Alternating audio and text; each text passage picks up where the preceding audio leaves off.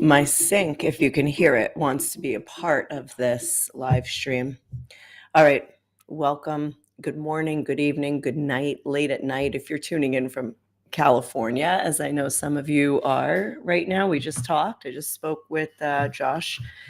So I'm going to give time for people to join, but I'm going to be warning you several times during this broadcast that this is going to be the quietest and perhaps most boring live of the hostage releases. As you can see, first of all, you're looking at my kitchen, not at my TV.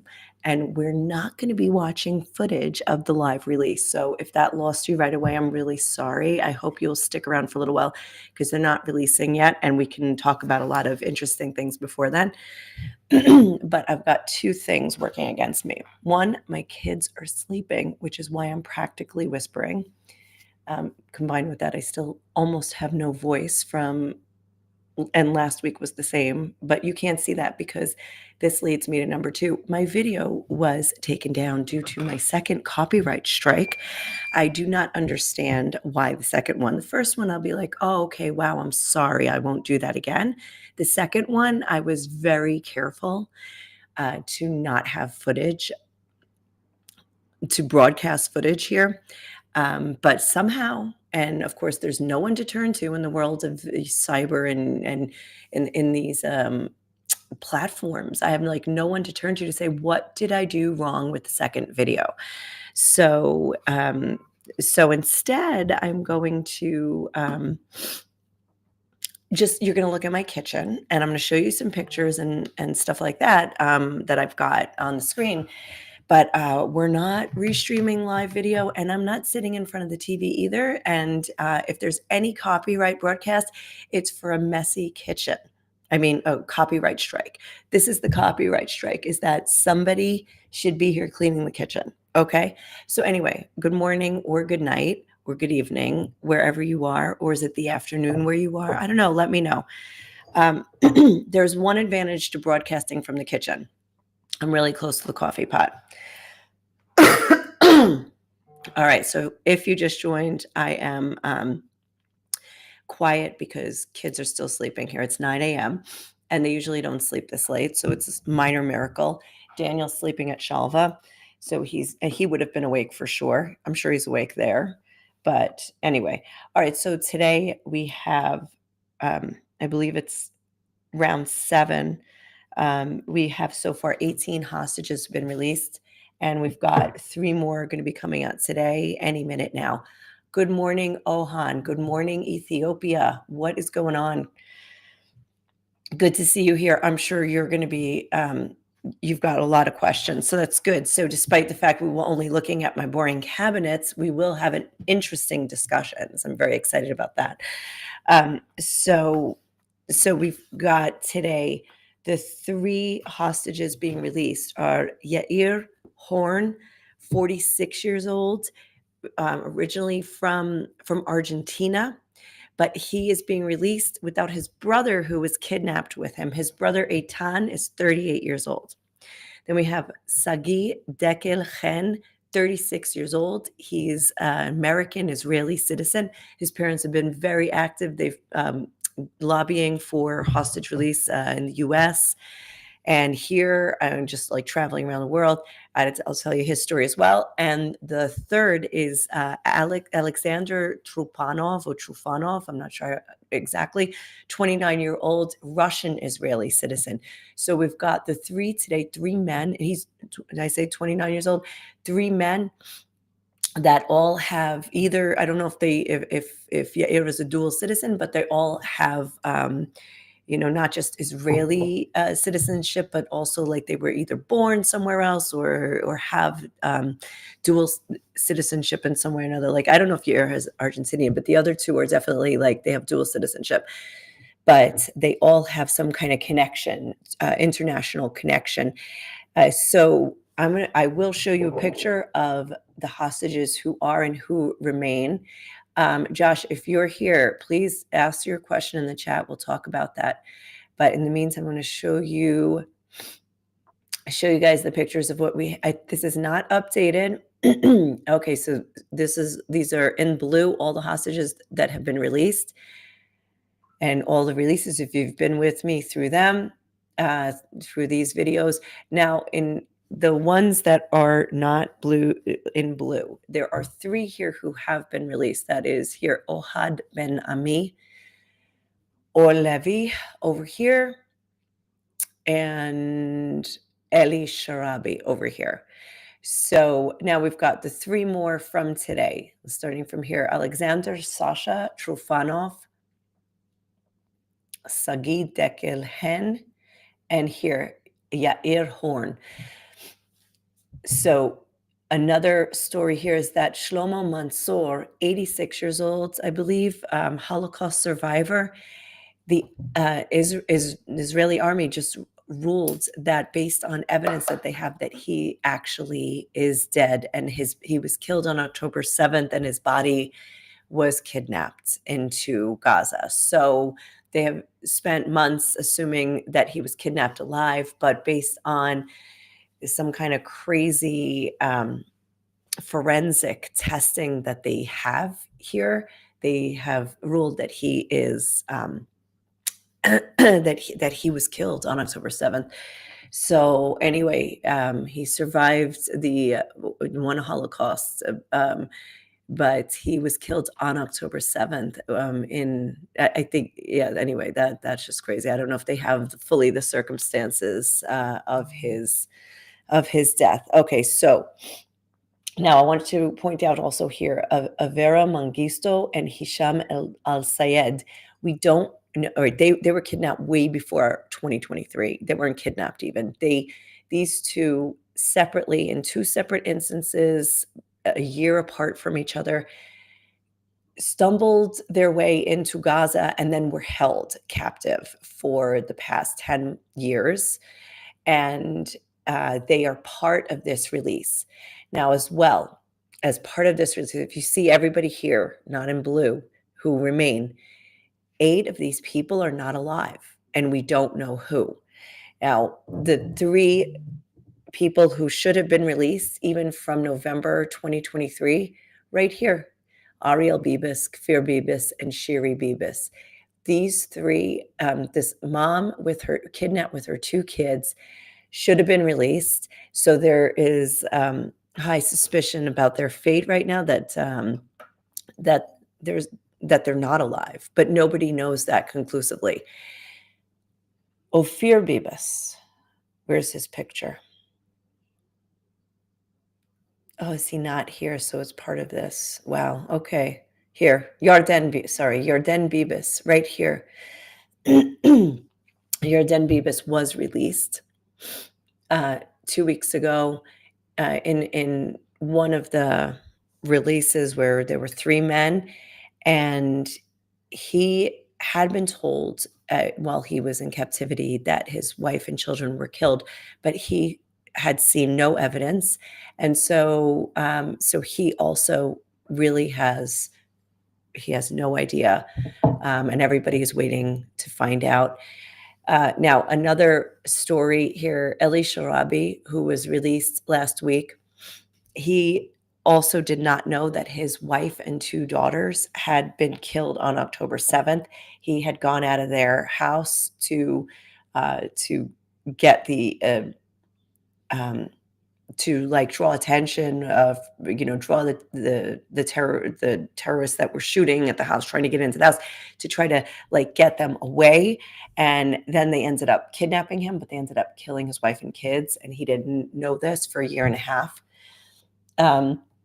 And another story that we had from last week, I was going to tell you about, let me see, Or Levy. Yes, he also was with his wife at the Nova party, and they were hiding in a one of those bomb shelters on the side of the road, and he was kidnapped from there, and he was not sure about his wife, what happened to her. There had been grenades thrown in there, and he said that he thought possibly she didn't survive, but he didn't know for sure until until he got out.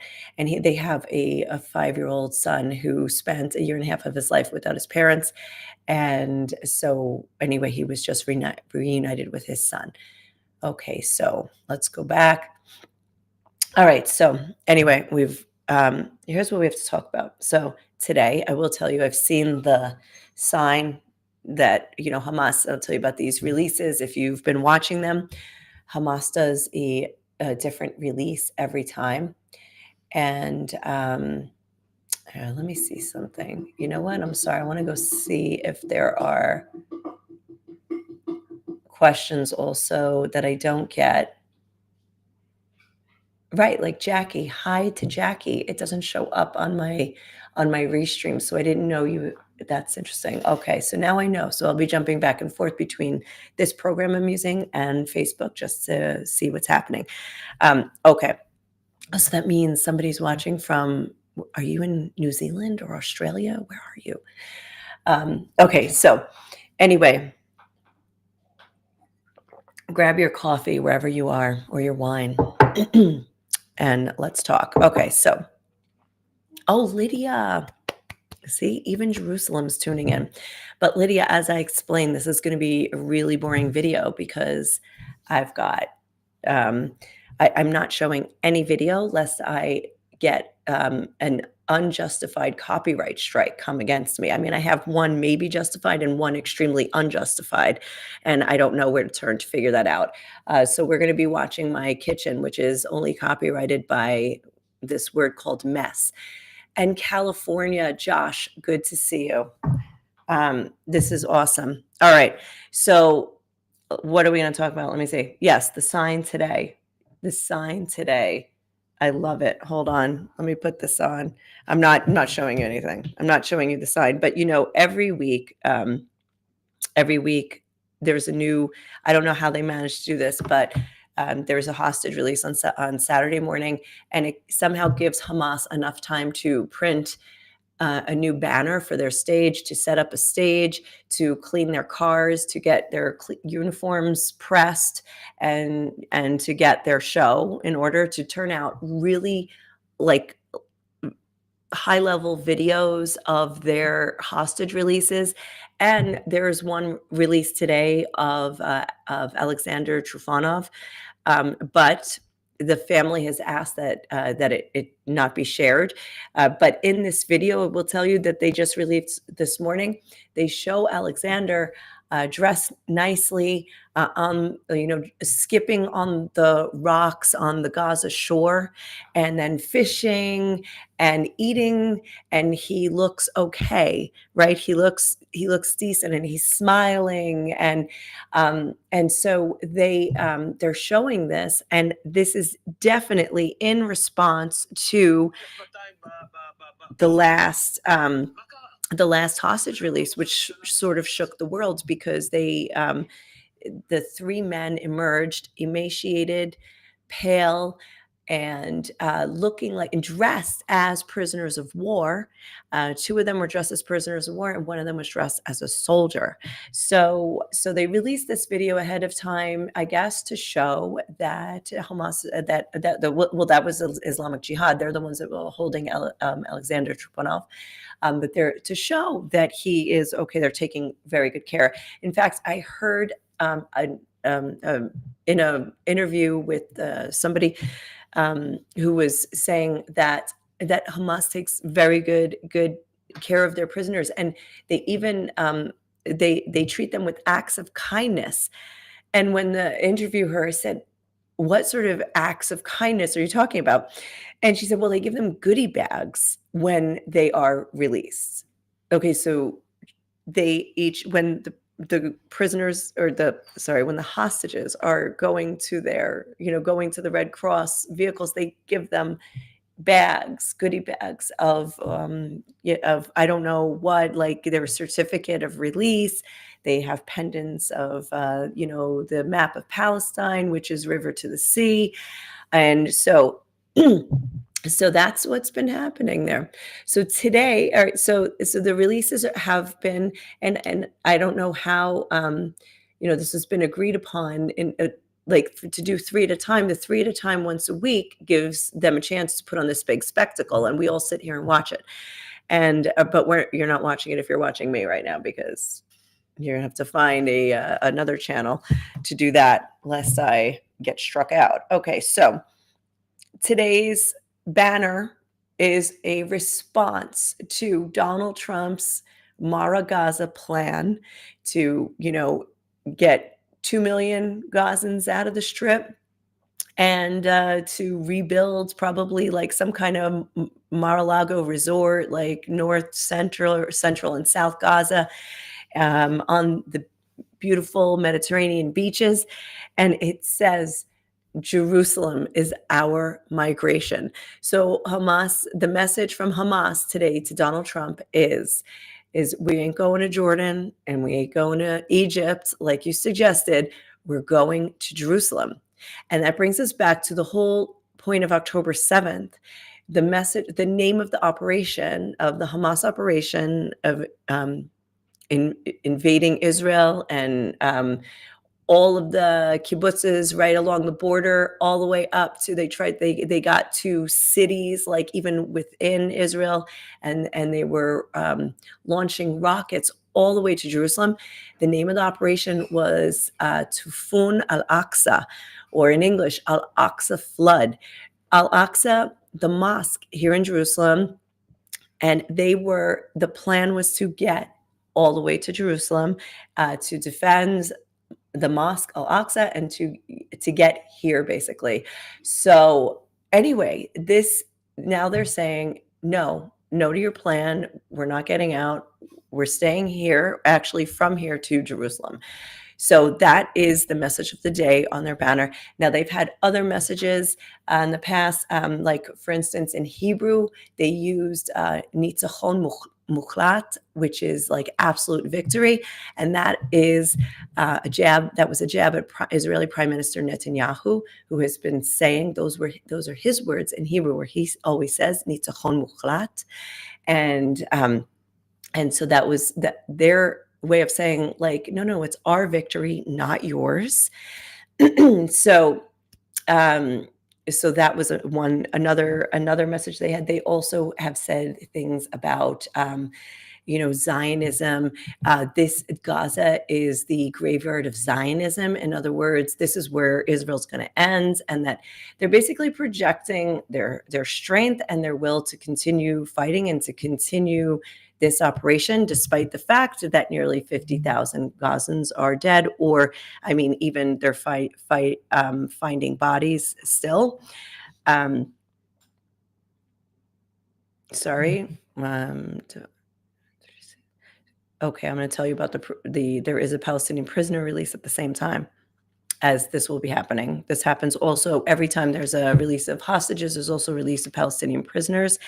And under the terms of this deal, they expect to release 36 prisoners that have life sentences, and another 333 from Gaza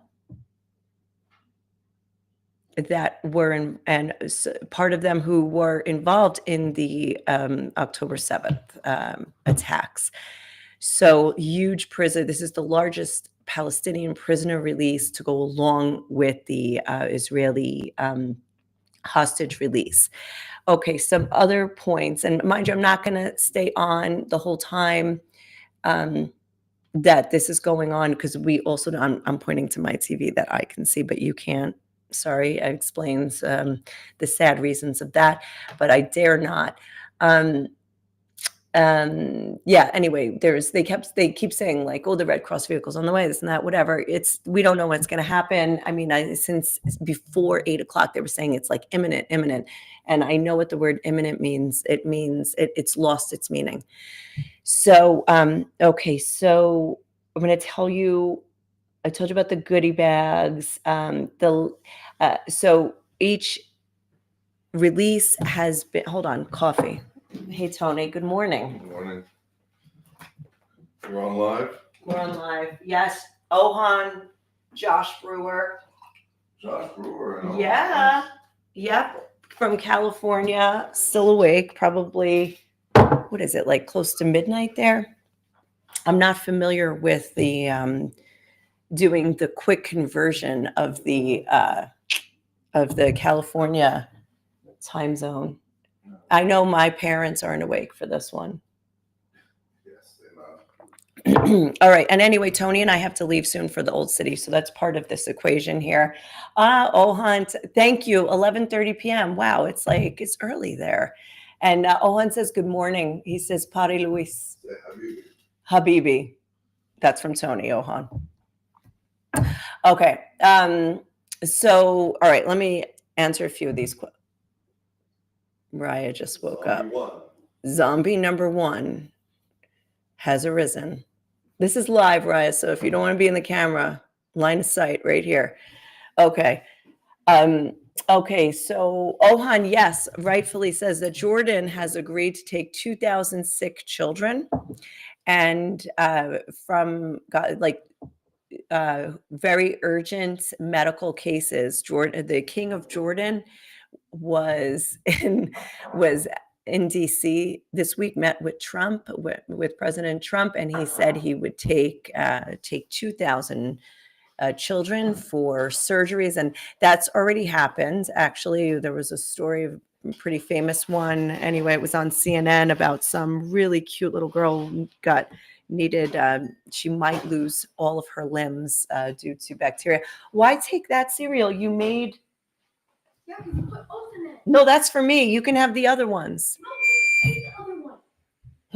There's 8 other ones. No, there's 3. Yeah, but I don't want any. Okay. Okay. And then, sorry, here we are arguing about the food. Is the current agreement of, all right, here's another question. Is the current agreement of hostage exchange for Hamas prisoners in print anywhere, and can you link it? Actually, no, I don't. I don't know. I just know that there was one in Arabic that was released by an Israeli reporter before the releases started, and I don't know if that is that the current agreement that was released. I do not know. That's a great question, because we're all kind of going by like what we think is the agreement and arrangement. Now, here's the understanding, is that there will be 3 Israeli hostages per week. It was supposed to be for 6 weeks, or for 5 weeks, and then in the final week they're going to release all the remaining of the first phase, and that was just 33. Let me see, that was the picture I showed you. These were all the hostages to be released in the ceasefire's first stage. So we have all the women and children, except for the Bibas family, are out. They released 5 Thai hostages, and I think there's still more. And I think there's one or two others, foreign nationals with no Israeli citizenship, that still have to be released. And then we will still have, after today's release, there will still be 73. And I believe that after phase 1, there will be 59 hostages, Israeli hostages remaining. And that probably includes several who are dead, and Israel knows that. I think they have said that they believe that 1/3 of the prisoners, back when there were over 100, Israel was saying they believe 1/3 are dead. And including now, we know Shlomo Mansour is dead. And that they've confirmed that they said that they confirmed that in forensics testing. And then actually, of the 33 in phase 1, 8 are believed to be dead. Wait, Tony, what time are you leaving? Well, we have to leave. 9:45. Okay, deal. Not a second sooner. Deal. 9:45. We're leaving at 9:45. Yeah. You continue doing your live. All What are you right. talking to now? Because I have to figure out, I got to time this. Okay. So do you want some coffee? Because I took it all. You can, here, take some. Take it all, I guess. I'll drink water. That's right. I don't take it all. I didn't make enough, I guess. I got to think of this in advance. Sometimes he doesn't drink coffee. What? It's great. Oh my gosh. Okay.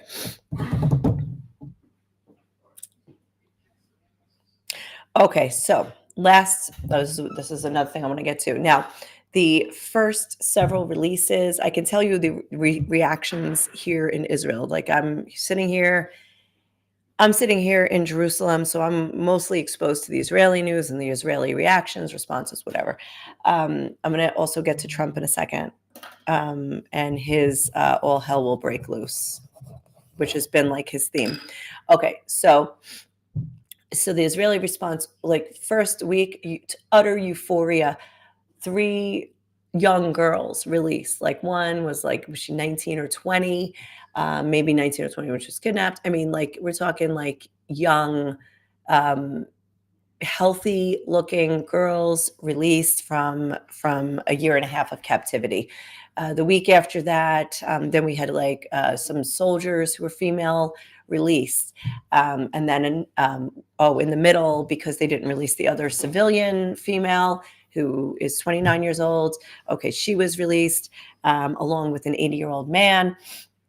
And so we've had these staggered releases, and it was like euphoria in general in Israel of seeing these young, healthy ish looking girls released, and everybody was thrilled. And then suddenly it got to the phase where still we're not seeing the Bibas family, except for now suddenly the husband, the father, is going to be released. And then we started getting the men being released. And so that started to take a darker turn, because this last week they were released, looking haunted, emaciated,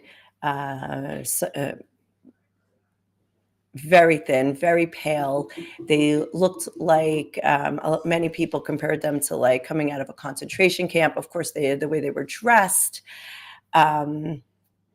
Wait, and Josh is asking good question. The way they were dressed, they looked like prisoners. And so anyway, that really shook Israel and Israelis, and people started protesting, like, get them all out. And that is what Trump was saying. Now, this is how I transition into what President Trump was saying when he met with Netanyahu, and also like since then, he's been saying, get them all out now. All the hostages should be released now. And what did Netanyahu say? So Trump made a very bold statement where he said all the hostages should be released by noon on Saturday, today, about 2+ hours from now, that all the hostages should be released. And now Josh is saying that they're still in the dark, because it seems like what Trump said is that going to be what happens now. But whatever, let me get you what Netanyahu said. Let me see if I can find like his exact statement on that, like if he made a statement.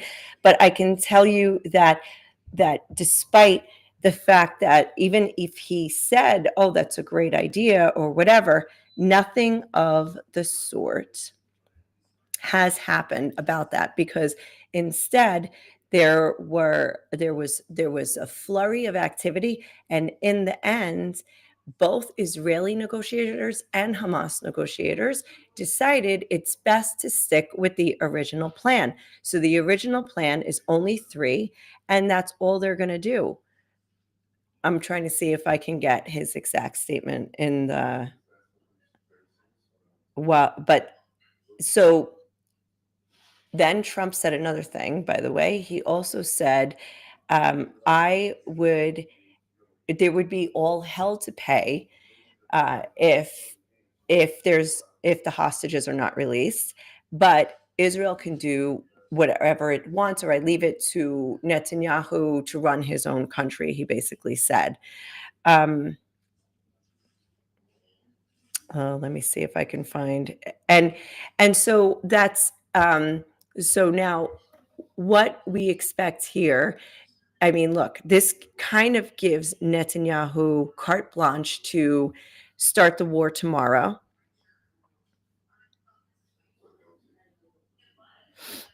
If he wants, if he doesn't see now 70 hostages being released today, he could just start the war or restart the war.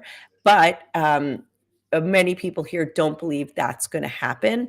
Many people believe, I mean, a lot of what we're saying is that, like, what we're seeing is that they're just going to continue to abide by the first phase, which is the 33 hostages being released. There's no progress yet that we know of on the second phase. And so I really think that we end today with the status quo and that we go into tomorrow with the status quo. I found the statement. So now let me read to you the statement from February 11th. This is Netanyahu. I have just finished an in-depth 4-hour security cabinet meeting. We all expressed outrage over the shocking state of our last 3 hostages who were released last Saturday. We all welcome President Trump's demand to release our hostages by Saturday noon as well. And we all welcome the president's revolutionary vision for the future of Gaza. In light of Hamas's announcement regarding its decision to violate the agreement and not release our hostages last night, I instructed the IDF. This is before he said by Saturday noon. Trump also said like tomorrow or whatever. Like Trump keeps saying like release them all. But in light of Hamas's announcement regarding its decision to violate the agreement and not release our hostages last night, now Hamas also said, just so you know, that Israel was violating the agreement, so they're not going to release the hostages. But Israel said that Hamas now is violating the agreement, so we are going to respond. By the way, all of that like back and forth, and there was like some attacks. Like there was, Israel says that Gaza attacked or Hamas attacked from Gaza, and Hamas says that Israel just shot at somebody in Gaza and killed them, and so they violated the agreement. Everybody said everybody else violated the agreement. It's happened during the week. All of that zeroes out, and now it's going forward as originally planned right now. All right, so this is what he's saying about Hamas's decision to violate the agreement and not release our hostages, because Hamas said we will not release hostages because Israel is violating. Anyway, what happened was the only thing we have happening is that Israel has called up its reserves, and here's what he says: the IDF, Netanyahu said, I instructed the IDF to amass forces inside and surrounding the Gaza Strip. This action is being carried out at this very hour and will be completed very soon. That's February 11th. The unanimous decision that I passed in the cabinet is as follows. If Hamas does not return our hostages by Saturday noon, the ceasefire will end and the IDF will resume intense fighting until the final defeat of Hamas. Now, this is very vague. He says, does not return our hostages. He does not does not return all of our hostages. So that is why everybody assumes that this vague statement enables all the ceasefire to go forward as is, without a release, which you're not going to see, of 76 hostages right now. We are only going to see the release of 3 hostages right now. And then the ceasefire will continue. And I believe that will leave us with either one more week of 3 releases or the release of all the remaining hostages next week. And so you'll have to, just tune in to see whether phase 1 wraps up next week or the week after. But in other words, what Trump said and what's happening are different stories, different realities. Trump wants to move forward and end this right away. He's been saying that since the campaign. He said it again in November. But everybody, and I can tell you all of the hostage families, they are all crediting the Trump administration with getting to where we are now at all, to have any releases, because this is the same agreement that could have been enacted in May last year. And then there would have been more hostages alive. There would have been more Palestinians alive in Gaza. But it didn't go forward. But it looks like everybody is crediting Trump and his administration with pressuring Israel into making this decision and pressuring Hamas into going forward with it. So I don't know if that fully answers your question, but I do not think that there's going to be anything more. It's almost like the negotiators for this ceasefire on all sides are in a different realm than Trump, and they're in a different realm than even Netanyahu's statement, and it's just going to go forward. Like the political posturing is happening on a different platform than the actual negotiations, and everybody just decided to go forward with the negotiations or with the agreement as is for this week. So it looks like that the Red Cross has arrived to the pickup to the release point, and now they are waiting for Hamas and Islamic Jihad to show up with their hostages, put them on the stage in front of the Jerusalem is our migration statement to Trump. This is our response to Trump. This is what's going to happen. So anyway, yeah. So what I will say in my own analysis, and then I'm going to wrap it up with that because I just went over time, according to Tony's time. I'm looking at the clock, although I don't see he's not pressuring me. Thank God. That's good. I know you are. So what I will say is that phase one will probably happen as is, and we will see probably the releases, though it got a little shaky, and this is a very fragile ceasefire. It's very shaky. Anything could just like touch it and it could blow up. So I think it'll go forward, but I don't think Trump is going to sit around and wait for this 3 and 3 and 3, this release of 3 here, 3 there. He's not going to. Trump doesn't have the patience for that. And I don't think a lot of Israelis have the patience for that. I don't know if Gazans have the patience for that. So